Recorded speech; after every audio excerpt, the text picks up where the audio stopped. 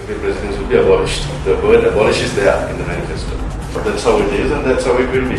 I expressed my views to Mr. Navin that Minister Dissanayake was not suitable for that post. And I have been proved correct. After war, people felt that change is possible. The mobilization of the people, the opinions of the people have changed a lot. These are just artificial elections. The opposition is spending 1 rupee on the election. The government must be spending 1,000 rupees. Look at the inequality of that. Is this a free election that's going on? So this cannot go on anymore. We want our children to live peaceful and prosperous lives without the big brother watching us all the time.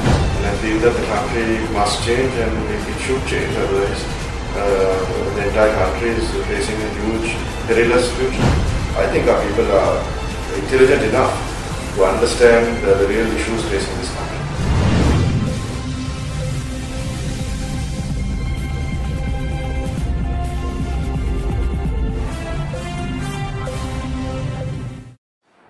We welcome former Minister of the UPFA government, Mr. Navin Dissanayake, who was one of the few MPs who left the government to join campaign of the common opposition to this interview with Daily Mirror Online and the print.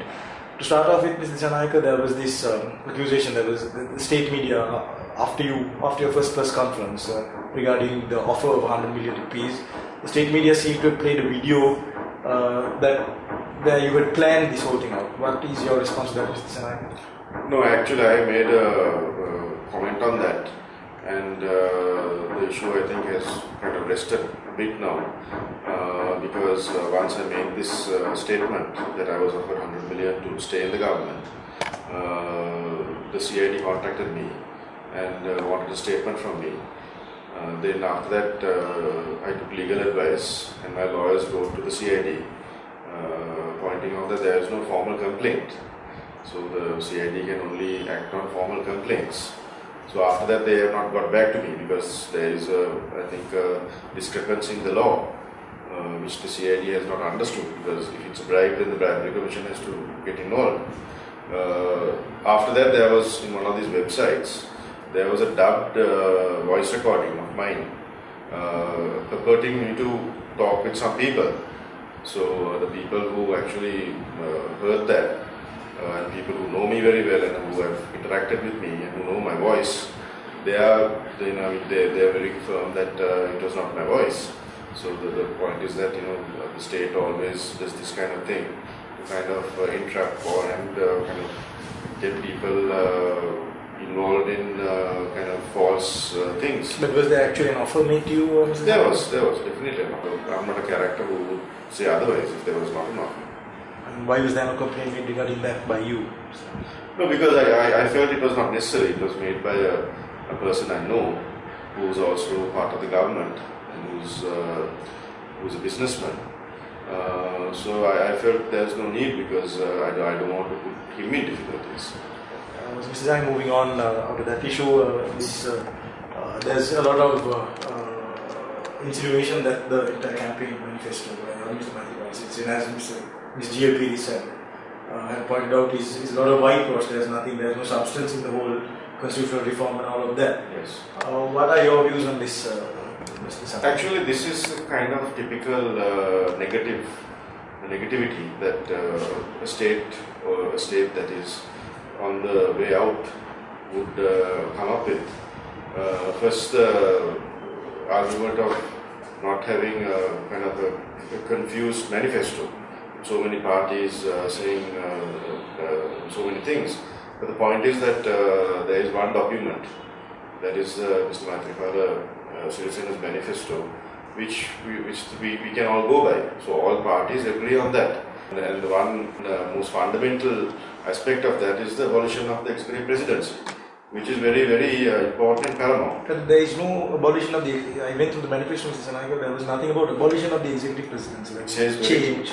No. It says very clearly the abolition, the executive presidency will be abolished. The word abolish is there in the manifesto.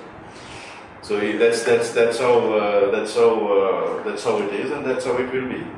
So the argument that Professor Pieris raises does not hold water, because the sovereignty rests with the people as far as the constitution goes. So if the people give a mandate for Mr. Maithriapala Sirisena to abolish the executive presidency, Then, as far as his manifesto is concerned, he again specifically says that he has the confidence to get the SLP members on board to get the 2/3 necessary to abolish it. So I think that is the general idea of where Mr. Maithriapala Sirisena is heading.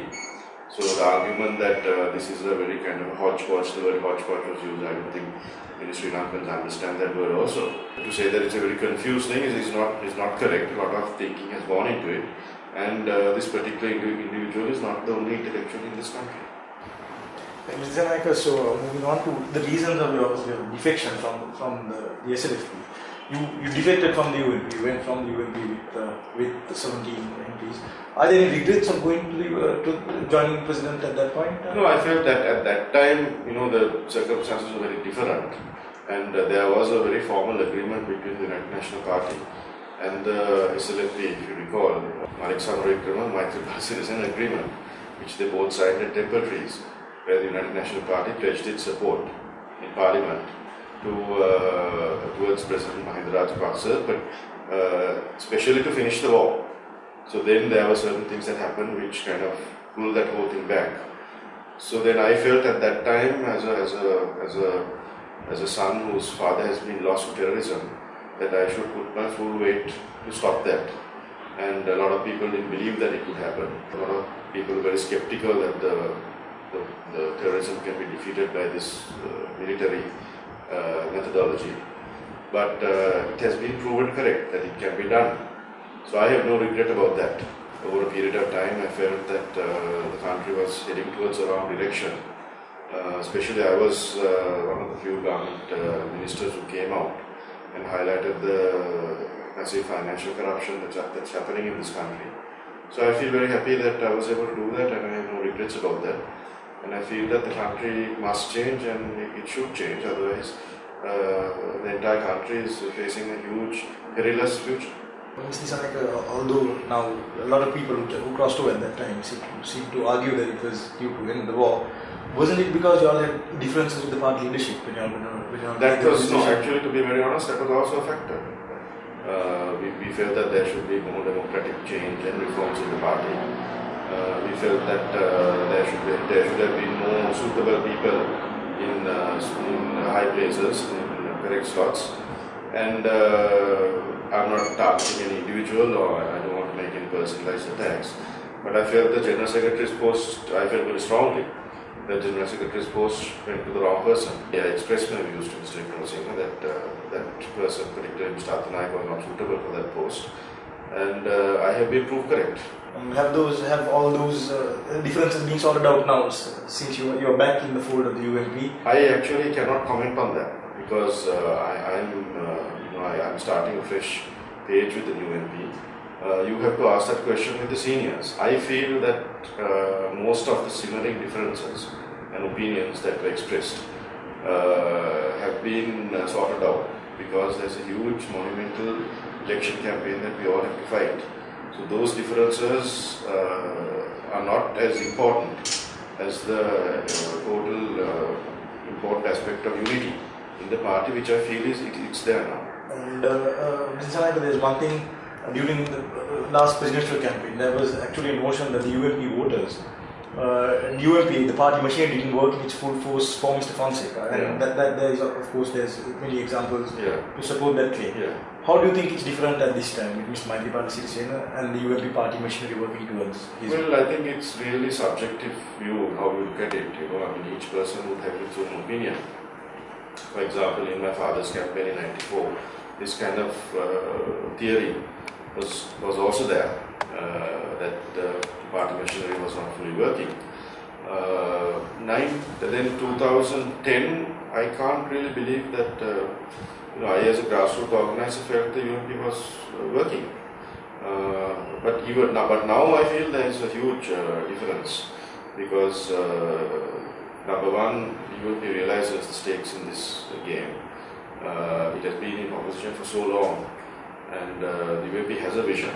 It has a good economic policy, and whatever differences I've had with Mr. Vikramasinghe, I have to emphasize the fact that he is a clean politician, and nobody can accuse him of corruption.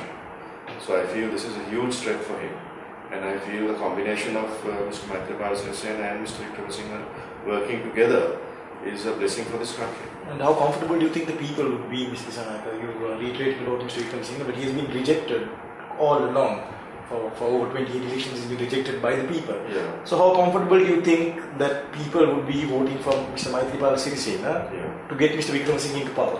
Well, let's look at it like this. I mean, Mr. Dissanayake had all options without any hurdles to get to be the candidate. Yeah, but he would have lost. There wouldn't have No, been a chance. no. That's not the point. The point is that he forsake that option because he felt there was a better candidate. And that I think is a huge sacrifice. On 2 occasions he's done that. So the fact whether he lost or won is pure conjecture on my part. I mean, he would have, he would have rallied the National Party. It would have been a straight elephant and a hand contest then.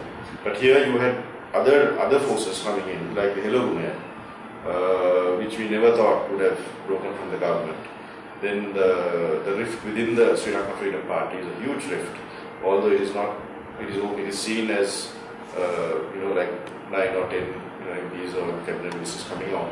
It is actually much more deeper than that, and I think all the leaders know that because you said that the UMP is not putting its full strength. I can assure you that from my contacts and my understanding of individuals, I would say at least 40% of the SLF players are not really getting down to it and working. So that's why these intellectual frauds come up and say that there's going to be instability. Actually, strangely, I was watching an interview of the ex-foreign minister of Iraq, of Tariq Aziz, who on the BBC just before Saddam fell was saying the same thing. Instability, you have such a good economic picture, people don't want to change all this, but actually the real ground situation is something else. So I feel like the mobilization of the people, the opinions of the people have changed a lot over the last 6 months, particularly after the provincial council election, where people felt that change is possible. This was a huge monolithic structure with the family. You voted for the 18th Amendment, and one of the reasons the 18th Amendment was voted in for was stability, long-term stability for this country. Yes. And now, you are working towards against it. Yes. Actually, as per the GOP, it's also pointed out, well, and many others have, aren't we reverting back to an era of, Rani Chandrika era? Well, personally on the 18th Amendment, I felt that although unconsciously I should not vote for it, I voted for it. And therefore I feel sad that I did that. But then again, when you're in a democratic setup with a huge government majority, you cannot be isolated. If you are going to survive in politics, you have to just go on with the flow. Saying that, I remember my father also, he fought against this Bandaranaike civic rights, and he expressed his opinion inside the UMP, but he had to vote with that amendment, with that law. So I'm not justifying my actions in any way. I felt that it's a wrong thing, and I will live for the rest of my life with that. About the instability thing, this is just another very artificial argument, because under the prime ministerial system, where you have a executive prime minister, this country has dealt with crises before. Mrs. Bandaranaike dealt with the 1971 insurrection. She had all the powers of a commander-in-chief to deal with that. So it is timely that we get rid of this executive presidency, because it's very so cantankerous, and it is so evil that one person having so much power, unaccountable power. And we have lived through it, your generation and my generation. And I think it's time that we change. We need a better system. We need a better system of governance. We need accountability. We need some checks and balances on corruption. So am I right, Mr. Dissanayake, in saying that at the end of the day, this election is between Rajapakshas and the rest? Is that what it has boiled down to? Rajapakshas and no, it's not a personal thing. It's issue-based campaign. as all campaigns should be. It's issue based, it's policy based. It's based on a set of values that we uphold and we want in our country. We want our children to live peaceful and prosperous lives without the big brother watching us all the time, without a police state. Freedom of expression is a cardinal principle of democracy. Do we have that? I was not a big fan of Mr. Nasabdipnotunga, but today, up to now, no investigation. I mean, a man is killed in daylight, blue murder. What's happening?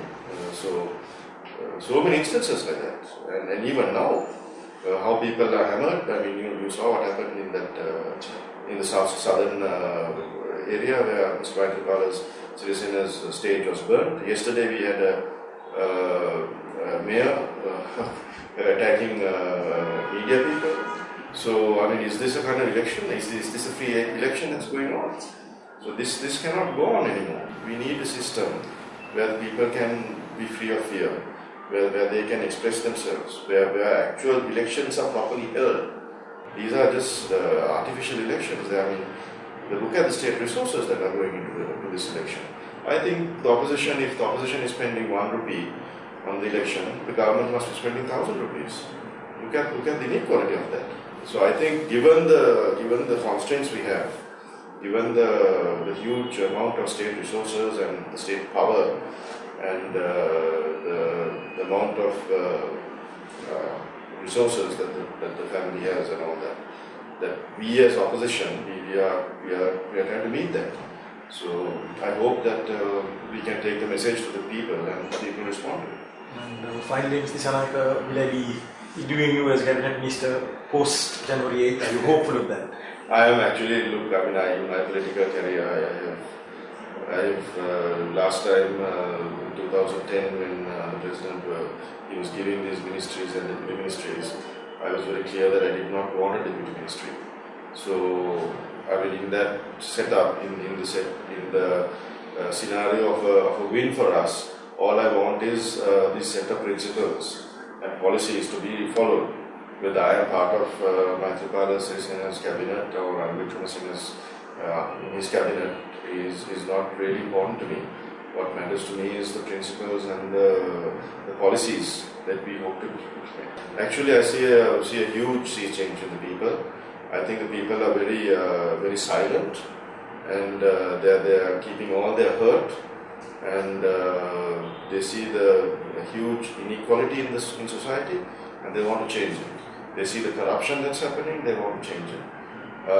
There is this very artificial argument again by some of my friends in Colombo that this is an urban phenomenon. I don't believe so. I believe that the rural people are very intelligent, and I mean, if they are not, it says so much about our education system. I mean, we have O-levels, we have A-levels, we have people who have passed these exams. I think our people are intelligent enough to understand the real issues facing this country. Thank you very much, Navin. It was a pleasure.